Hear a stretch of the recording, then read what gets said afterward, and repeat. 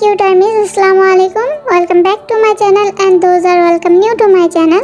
তোমরা সবাই কেমন আছো? আশা করি খুব ভালো আছো। যদি আমার স্টোরি তোমাদের ভালো লেগে থাকে অবশ্যই like, comment, share and subscribe my channel. তো চলো স্টোরি শুরু করা যাক।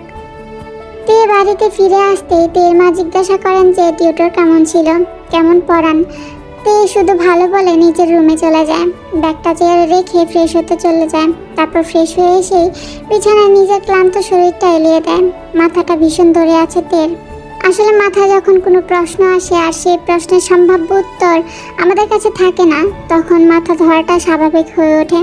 যাই হোক, তের মাথায় এখন একের পর এক প্রশ্ন।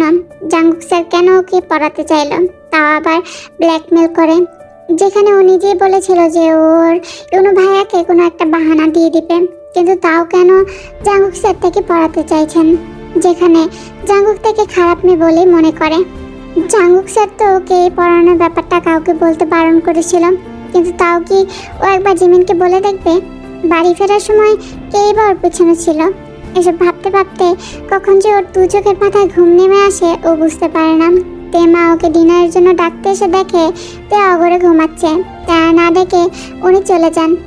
ওইদিকে জাঙ্গুকের চোখে ঘুম নেই। মেয়েটা এত ভয় পায় কেন ওকে? হ্যাঁ, ও খারাপ ব্যবহার করেছে তের সাথে, কিন্তু তের জন্য তার প্রতি কোনো অভিযোগ নেই।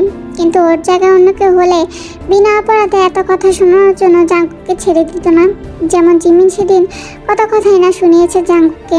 নিজের বান্ধবীর অপমান সহ্য করতে না পেরে জাঙ্গুককে তার কারো কথা না শুনে নিজের চিন্তাভাবনা অনুযায়ী এগিয়ে যাওয়ার এই বদভ্যাসের চরম প্রতিবাদ করেছেন। আর সেখানে তে কিনা এত কিছুর পরেও জাঙ্গুককে কিছু বলল না। উল্টো আবার জাঙ্গুক তার করা ব্যবহারের জন্য ক্ষমা চাইলেও সে সেটাকে সম্পূর্ণভাবে ইগনোর করে তার কাছ থেকেই ক্ষমা চেয়েছে। অদ্ভুত একটা মেয়ে। এই কলেজের জয়েনিংয়ের পর থেকে জাঙ্গুক তো কম ছেলে মেয়েদেরকে বকাঝকা করেনি। তাদের মধ্যে কিছু মেয়েদের বকাঝকা নিয়ে কোনো ভ্রুক্ষেপই ছিল না। উল্টো তারা জাঙ্গুকের বকাঝকাগুলোকে জাঙ্গুকের সাথে কথা বলার সুযোগ ভেবে এসেছে। সেখানে তে কিনা ভয়ে তার সামনে মুখটাও তোলে না, যেখানে মেয়েরা তার সুঠামদায় হওয়ার সৌন্দর্যকে দাঁড়িয়ে দাঁড়িয়ে উপভোগ করে। সেখানে সে কখনো তেকে তার দিকে ভালো করে তাকাতেও দেখেনি। আজকেও তো জাঙ্গুক পড়াতে পড়াতে কতবার তের দিকে তাকিয়েছে, কিন্তু তে সে যে বই মুখটা গুজেছে একবারও মুখ তোলেনি। মেয়েটা কেন এরকম? জিমি ঠিকই বলেছিল, ওর চারপাশে একটা অদৃশ্য দেয়াল গড়ে রেখেছে, যেটা অতিক্রম করা সবার সাধ্যে নেই। এইসব কথা ভাবতে ভাবতেই কিচেনে গিয়ে এক কাপ কফি বানিয়ে নিয়ে ব্যালকনিতে গিয়ে দাঁড়ালো জাঙ্গুক। আজকের কথাটা মনে পড়তেই হাসি পেয়ে যায় জাঙ্গুকের। ও তো ছুটির পর চেয়েছিল তেকে এগিয়ে দিতে, কারণ সামনের রাস্তাটা সন্ধ্যার পর থেকে বেশ ফাঁকা হয়ে যায়। কিন্তু তে তো ওকে কিছু বলার সুযোগই দেয়নি। নিজের কথা শেষ করেই প্রায় দৌড়ে ওখান থেকে চলে গেছিল। অগত্যা জাঙ্গুককে ওর পেছনে যেতে হয়েছে। তে সেফলি রিক্সা পেল কিনা বা রিক্সা স্ট্যান্ড অব্দি পৌঁছেছে কিনা তা দেখার জন্য। আড়ালেই জাঙ্গুক তের পিছু নিয়েছিল রিক্সা স্ট্যান্ড অব্দি, কিন্তু তে হয়তো বুঝেছিল যে কে ওর পিছু নিয়েছে, আর সেই ভয়েই ও প্রায় দৌড়ে রিক্সা স্ট্যান্ড অব্দি যায়। রিক্সা ওঠার আগে অব্দিও ওর চোখে মুখে ভয় দেখেছে জাঙ্গুক। ওর ওই ভীতু মুখটার কথা মনে পড়তেই আবারও একটা হাসি খেলে যায় জাঙ্গুকের ঠোঁটে। দেখতে আর একবার ডাকবো, এরপরও যদি তুই না উঠিস তাহলে কিন্তু এই জগে সবটুকু পানি আমি তোর গায়ে ঢেলে দেবো, এ বলে দিলাম। আসলে জিমিন খুব সকাল সকাল আজ তের বাড়িতে এসেছে। ও কাল অনেকবার তেকে ফোন করেছিল, কিন্তু তে তাড়াতাড়ি ঘুমিয়ে পড়ায় ওর ফোন ধরতে পারেনি। আর আজ জাঙ্গুক স্যারের দেওয়া দুদিনের পানিশমেন্টের মেয়াদ শেষ, তাই আজ তে কলেজে যাবে ভেবেই ওর নাচতে ইচ্ছে করছে। ও দুদিন থেকে কলেজে খুব মিস করেছে, কিন্তু তেকে সে কখন থেকে ডেকেই চলেছে তের কোনো পাত্তা নেই। এদিকে তে তো অনেকক্ষণ আগেই উঠেছে, শুধু জিমিনকে জ্বালানোর জন্যই ঘুমানোর নাটক করছে। জিমিন তো এবার বড্ড খেপে গেছে। এত ডাকলে আল্লাহ উপর থেকে নিচে চলে আসবে। না, আর সহ্য হচ্ছে না জিমিনের। হাতের জগটা থেকে পানি যেই না তের উপর দিতে যাবে অমনি তে উঠে ওকে স্ট্যাচু বলে ওর দিকে একটা আঙুল তুলে বিছানার উপর দাঁড়িয়ে পড়ে। তের এরকম হঠাৎ ওঠাতে জিমিন একটু ভয় পেয়ে পিছিয়ে যায়। তার উপর স্ট্যাচু করায় ও সোজা হয়ে দাঁড়াতে গিয়ে পেছনের দেয়ালটা ধাক্কা খেয়ে নিচে ধপ করে বসে পড়ে। আর ওর এমন অবস্থা দেখে তে তো জোরে জোরে হাসতে থাকে। প্রথমে জিমিন ব্যাপারটা খুব রেগে গেলেও পরে তের হাসি মুখটা দেখে আর কিছু বলতে পারে না। অনেক কম দিন গেছে যেদিন জিমিন থেকে এমন প্রাণ ভরে হাসতে দেখেছে। আর এই কদিনে মেয়েটা ভীষণ আপসেট হয়েছিল। তাই রেগে না গিয়ে উঠে দাঁড়িয়ে তেকে বলল, হ্যাঁ হ্যাঁ, যত ইচ্ছা হেসে নে, কটা বাজে খেয়াল আছে তো? আজ কিন্তু প্রথম ক্লাসটা জাঙ্গুক স্যারের। কথাটা বলেই তের দিকে আর চোখে তাকালো জিমিন। ব্যাস, আর কিছু করার দরকার নেই। কথাটা শুনেই তের মুখটা শুকিয়ে চুপসে গেছে। তারপর বিছানা থেকে নেমে তোয়ালাটা নিয়ে দৌড়ে ওয়াশরুমে ঢুকে গেল তে। জিমিন একটা যুদ্ধ জয়ের হাসি দিয়ে মনে মনে বলল, না, কাজ হয়েছে তাহলে। এই কয়দিনে জিমিন ভালোই বুঝেছে তে জাঙ্গুক স্যারকে কতটা ভয় পায়। মাঝে মাঝে জাঙ্গুক স্যারের ওপর ওর রাগ হলেও তেকে এটা নিয়ে ভয় দেখাতে ওর খুব ভালো লাগে।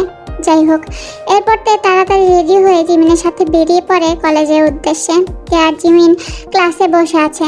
তখন হঠাৎ জিমিন থেকে জিজ্ঞাসা করলো, কি রে তে, কাল যে তুই নতুন টিউটরের কাছে গেলি, তা কেমন পড়ানো নি? ভালোই। এই কথা বলতে তের গলা শুকিয়ে কাট। তাহলে ভাবছি আমিও ওখানে ভর্তি হব, একসাথে যাব, দারুণ মজা হবে বল। ব্যাস, এটাই বাকি ছিল। ও তো কাউকে বলতে পারবে না যে ও জাঙ্গুক স্যারের কাছে পড়ে, কারণ জাঙ্গুক স্যার তো বারণ করেছেন। কিন্তু জিমিনের কাছ থেকে কতদিন ও লুকিয়ে রাখতে পারবে, এটাই ভাবার বিষয়। তাই তে ভাবছে ওকে একবার জাঙ্গুক স্যারের সাথে কথা বলতেই হবে এই ব্যাপারে।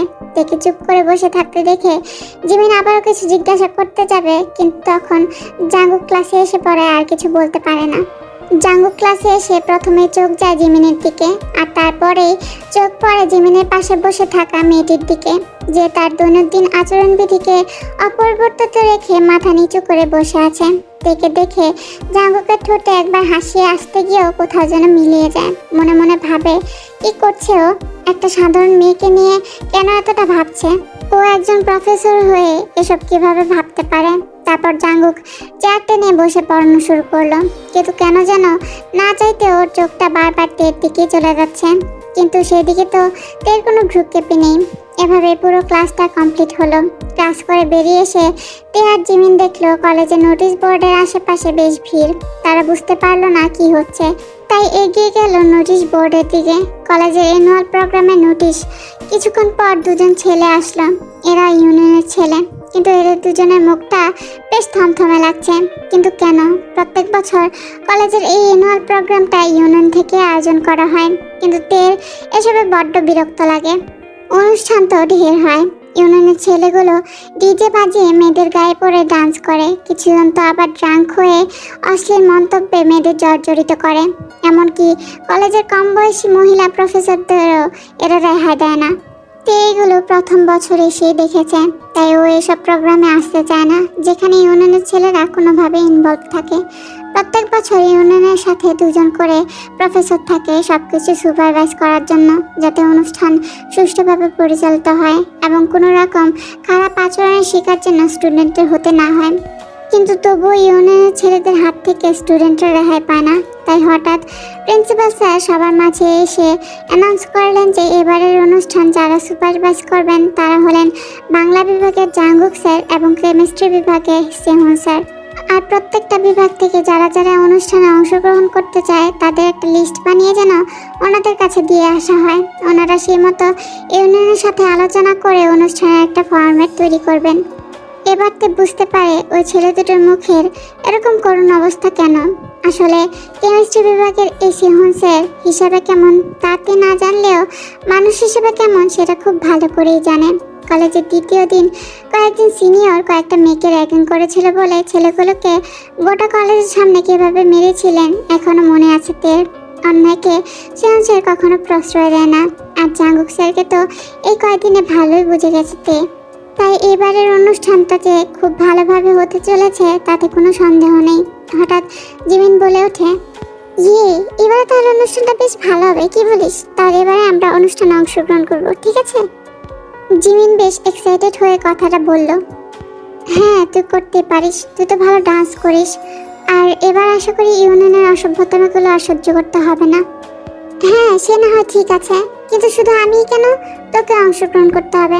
তুই আবৃত্তিতে এত ভালো, তাহলে তুই কেন বাদ যাবি? না, আমি পার্টিসিপেট করতে পারবো না, তবে দর্শক হিসেবে তোর ডান্স দেখতে আসতে পারি। না থাক, তোকে আর কষ্ট করে আমার ডান্স দেখতে আসতে হবে না, আমি পার্টিসিপেট করবো না ভাবছি। জিমিন মন খারাপ করে কথাটা বলে। আরে বাবা, রাগ করছিস কেন? তুই তো জানিস আমি এতজনের মাঝে নার্ভাস ফিল করি। তুই তো আগে আবৃত্তি পাঠ করেছিস, তাহলে তো নার্ভাস হওয়ার কি আছে? হ্যাঁ করেছি, কিন্তু সেটা তো শুধুমাত্র ডিপার্টমেন্টাল প্রোগ্রামে, কিন্তু এটাতে তো গোটা কলেজ উপস্থিত থাকবে, আর অন্যান্য কলেজে ইনভিটেশন দেওয়া হবে। না রে, আমি পারবো না। তুই একবার সব নার্ভাসনেস দূরে সরিয়ে দেখ, তুই সব পারবি। Please please please. ওকে বাবা, আমি ভেবে দেখবো। এখন চল, ক্লাসের জন্য লেট হয়ে যাচ্ছে। হ্যাঁ চল। তারপর তারা সব ক্লাস করে কলেজ শেষ হলে যে যার মতো বাড়িতে ফিরে আসে। আজকে জাঙ্গুকের কাছে পড়া নেই, তাই ও একটু নিশ্চিন্ত। রাতে বসে বসে জাঙ্গুকের দেওয়া নোটসগুলো পড়ছিল। হঠাৎ মনে হলো কাল পড়তে গেলে একবার জিমিনের ব্যাপারে জাঙ্গুক স্যারের সাথে কথা বলতে হবে। এসব ভাবতে ভাবতেই ওর ফোনটা বেজে ওঠে। হাতে নিয়ে দেখে জিমিনের নাম্বার। রিসিভ করে কিছু বলতেই যাবে, তার আগেই ওদিক থেকে জিমিন বলে ওঠে, ওই, আমি যে তোকে বললাম তোর সাথে আমি একই টিউশনে ভর্তি হব, তুই তো কিছু বললিই না। ব্যাস, এবার কি বলবে তে জিমিনকে? তাহলে কি তে জিমিনকে সবটা বলে দেবে? সো গাইজ, আজকে এই পর্যন্তই। যদি স্টোরিটা তোমাদের ভালো লেগে থাকে অবশ্যই like, comment, share and subscribe my channel. তো ভালো থেকো, সুস্থ থেকো, আল্লাহ হাফেজ।